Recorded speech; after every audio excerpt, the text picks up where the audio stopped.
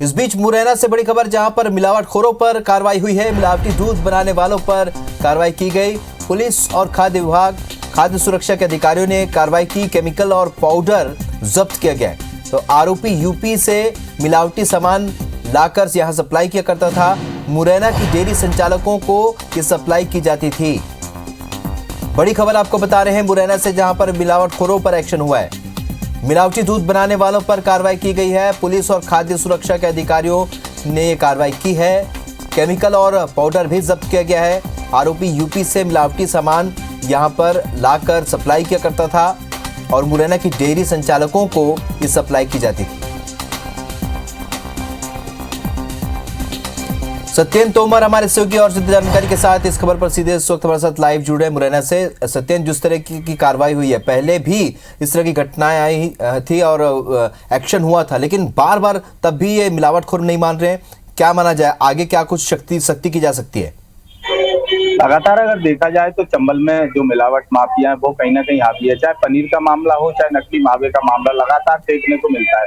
उसी क्रम में देखा जाए तो ये आरोपी है वो राजस्थान से, राजाखेड़ा से ये पूरा सामान जब एक ऑटो में भरकर और मुरैना की जो डेयरी संचालक है उनके यहाँ छोड़ने के लिए जा रहा था, तो पुलिस ने उसको भी चिन्हित कर लिया गया है। उस आरोपी की भी तरफ पकड़ में पुलिस जुटी हुई है और ये भी पता करने में जुटी है कि इसके अलावा अन्य मुरैना जिले की कौन कौन सी डेयरी संचालकों पर ये माल दिया जाता है, कहाँ इस मिलावट को सामान की बिक्री की जाती है और कौन कौन लोग इसके साथ शामिल है, ये कई बार है। लेकिन लगातार देखा जाए प्रशासन कार्रवाई करता है, उसके बाद भी अगर मिलावटखोर नहीं मार रहे हैं तो कहीं ना कहीं इसमें पुलिस और प्रशासन की ढिलाई भी सामने आ रही है कि ये माल राजस्थान से चलकर उत्तर प्रदेश के रास्तों से आते हुए और कहीं ना कहीं मुरैना के महुआ तक पहुंच रहा है। तो ये कई बार सवाल खड़े करता है कि ये सामान वहां तक कैसे पहुंचा, कौन कौन लोग शामिल है। हालांकि पुलिस अधिकारी कार्रवाई करने की बात कर रहे हैं कि पूर्व में भी इस तरीके के माफियाओं पर कार्रवाई की गई है। रासुका एनएसए की तक की कार्रवाई की गई है, कई माफियाओं के घर तोड़े गए हैं। लेकिन अगर देखा जाए तो कम से कम 11 से अधिक ऐसे जो माफिया है जो मिलावट पर भारी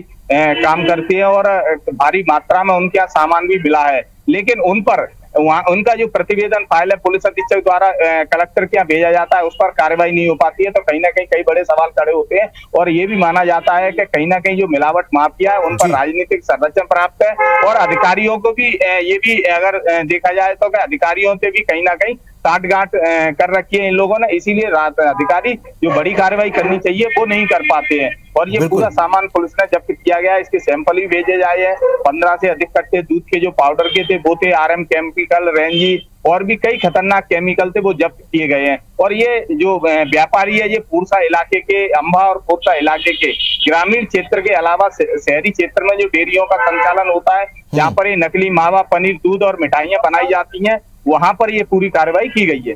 तो सत्येंद्र, नहीं लगता कि इस पूरे मामले में जो राजनीतिक संरक्षण की आप बात करें, मेरा अगला सवाल भी वही था, राजनीतिक संरक्षण अभी इन्हें प्राप्त है, तो क्या इसका सुपरविजन करना और इसकी समीक्षा करना बेहद जरूरी है कि अगर इस तरीके से राजनीतिक ताल्लुकात हैं अगर मिलावटखोरों के, तो इस पर कार्रवाई भी बेहद जरूरी है?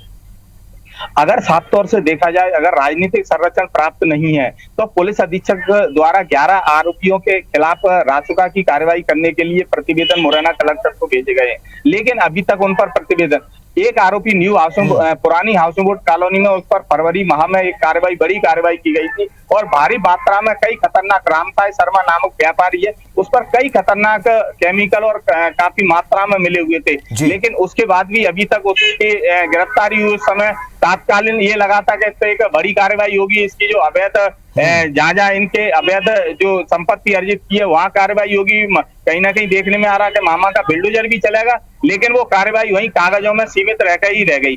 और देखा जाए और भी कई सारे माफिया, ये भी जो कार्रवाई है इसकी भी बात की जा रही है पुलिस द्वारा कि इस पर भी एनएसए की कार्रवाई की जाएगी, रासुका लगाई जाएगी, इसके भी घर तोड़े जाएंगे और कौन कौन आरोपी हैं उनको भी चिन्हित किया जाएगा। लेकिन अभी तक ना कोई कार्रवाई हुई है, ना किसी को चिन्हित किया गया है, तो पुलिस प्रशासन सहित राजनेताओं पर भी बड़े सवाल खड़े होते हैं। बिल्कुल, और इस तरह की कार्रवाई ना होना यही एक वजह है कि इन मिलावटखोरों के हौसले बुलंद है और अब भी इस तरह की घटनाएं लगातार सामने आ रही। सत्येंद्र, इस जानकारी के लिए बहुत बहुत शुक्रिया आपका।